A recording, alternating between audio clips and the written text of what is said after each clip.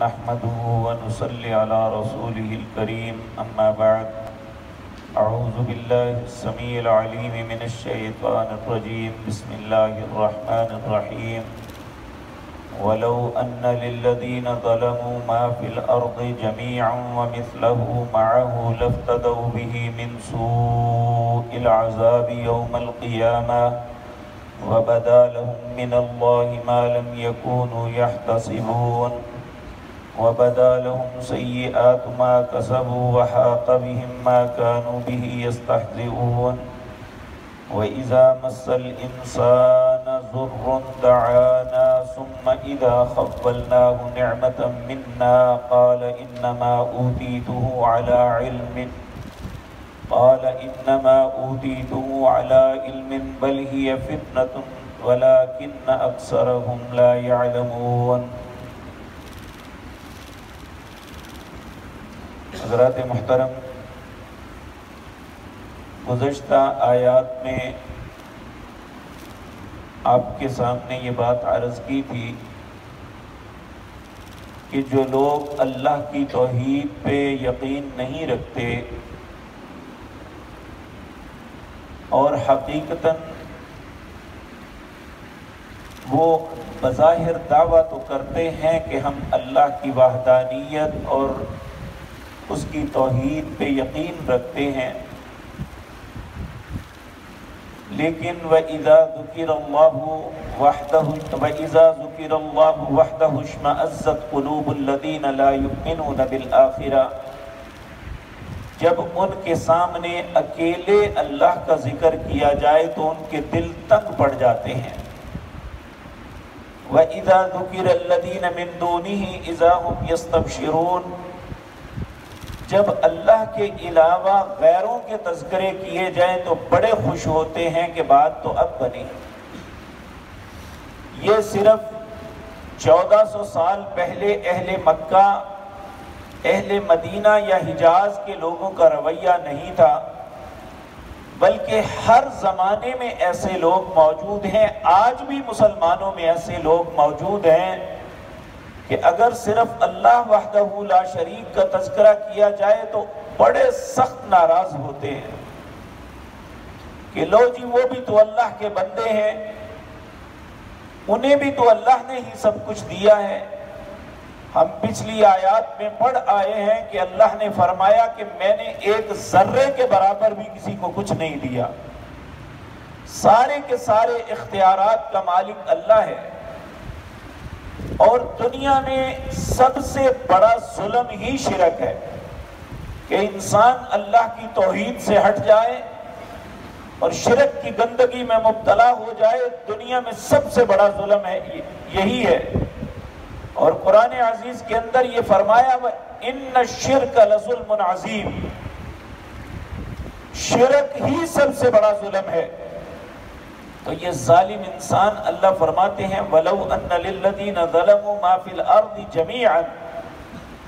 وَمِثْلَهُ مَعَهُ، ان کو قیامت کے دن زمین کے اندر جو کچھ ہے سارے کا سارا مل جائے، وَمِثْلَهُ مَعَهُ، اور اتنا ہی اور دے دیا جائے، لَافْتَدَوْا بِهِ مِنْ سُوءِ الْعَذَابِ يَوْمَ الْقِيَامَةِ، یہ سارے کا سارا دینے کے لیے تیار ہو جائیں گے کہ جو بدترین عذاب انہیں ملے گا اس سے بچ جائیں، لیکن یہ زمین کے سارے خزانے بھی دے دیں، اس سے دگنا بھی دے دیں تو اللہ ان پہ عذاب نہیں ہٹائے گا۔ وَبَدَا لَهُم مِّنَ اللَّهِ مَا لَمْ يَكُونُوا يَحْتَسِبُونَ، اور انہیں ایسی ایسی چیزوں کا سامنا کرنا پڑے گا جس کا کبھی تصور بھی نہیں کیا تھا۔ جس طرح جنت کے متعلق اللہ نے کہا تھا نا وَلَا عَيْنٌ رَأَتْ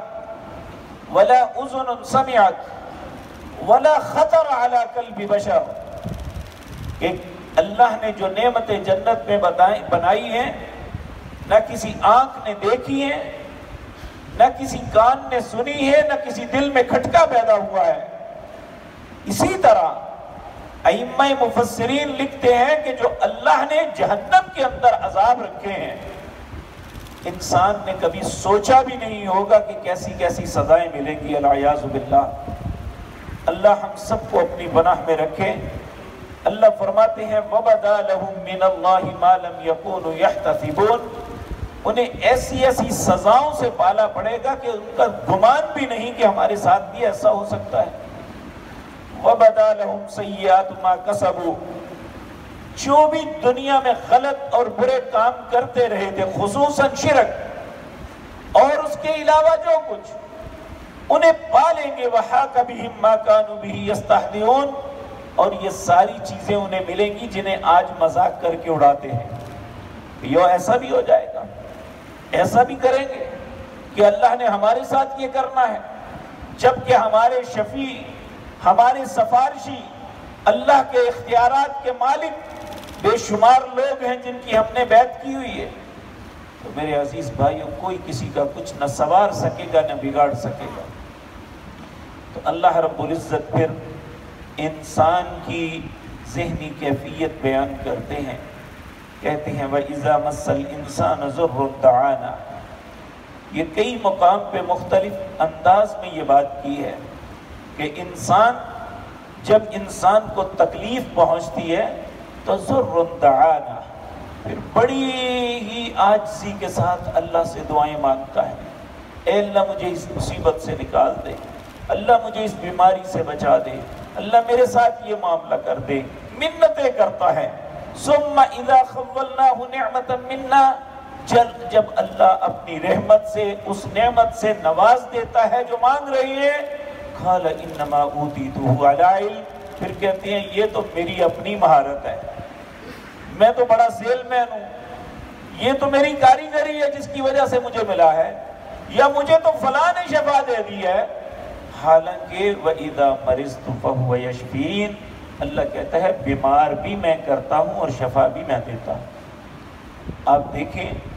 کہ جب بیماری آتی ہے تو انسان ایک ڈاکٹر یا حکیم کے پاس جاتا ہے، نہیں شفا آتی، پھر دوسرے کے پاس، حالانکہ وہی چیزیں دی جاتی ہیں، لیکن ایک وقت ایسا آتا ہے جب اسے شفا مل جاتی ہے، حقیقتاً وہی وقت تھا جب اللہ نے اس کی شفا کا فیصلہ کیا ہوا تھا۔ اس لیے یہ کسی انسان کی وجہ سے نہیں بلکہ اللہ کی رحمت سے اسے شفا ملی ہے۔ تو اللہ رب العزت فرماتے ہیں ثم اذا خولناه نعمتا منا، جب میں اپنی کسی نعمت سے نوازتا ہوں، قال انما اوتیتہ علی علم، یہ کہتا ہے یہ تو مجھے اپنے علم کی وجہ سے ملا ہے، بل ہی فتنۃ، اللہ کہتے ہیں بلکہ یہ آزمائش ہے، ولکن اکثرهم لا يعلمون، لیکن اکثر لوگ یہ بات نہیں جانتے۔ یہ معاملہ اگر دیکھا جائے تو یقین مانیے میں ہوں یا آپ، اس معاملے میں ہم سب کوتاہی کا شکار ہیں کہ جب بھی کوئی کسی قسم کی تکلیف، کسی حاجت، کسی معاملے کی ضرورت پڑتی ہے، ایک مقام پہ اللہ فرماتے ہیں کہ جب میں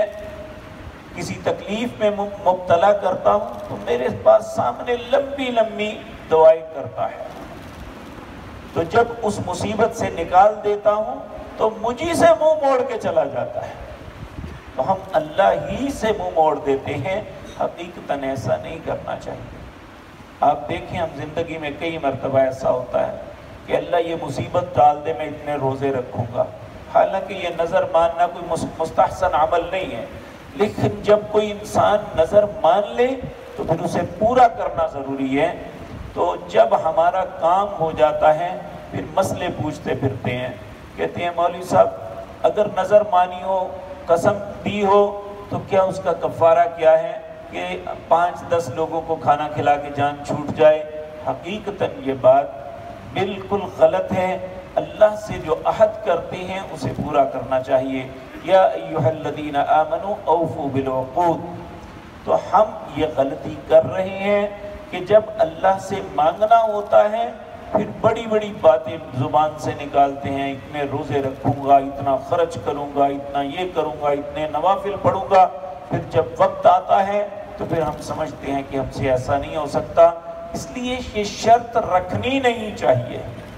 اللہ ہمارا رب ہے، ہم اس کے بندے ہیں، ہم نے اسی سے مانگنا ہے اور اسی نے ہمیں مصیبتوں سے نجات دینی ہے، تو پھر ہم ویسے ہی اللہ سے کہیں، لیکن جو عبادات کرنا چاہتے ہیں وہ شرط نہ باندھیں، ویسے اپنی زندگی میں کریں۔ اللہ ہم سب کو توفیق عطا فرمائے۔ اقول قولی ھذا واستغفر اللہ لی ولکم۔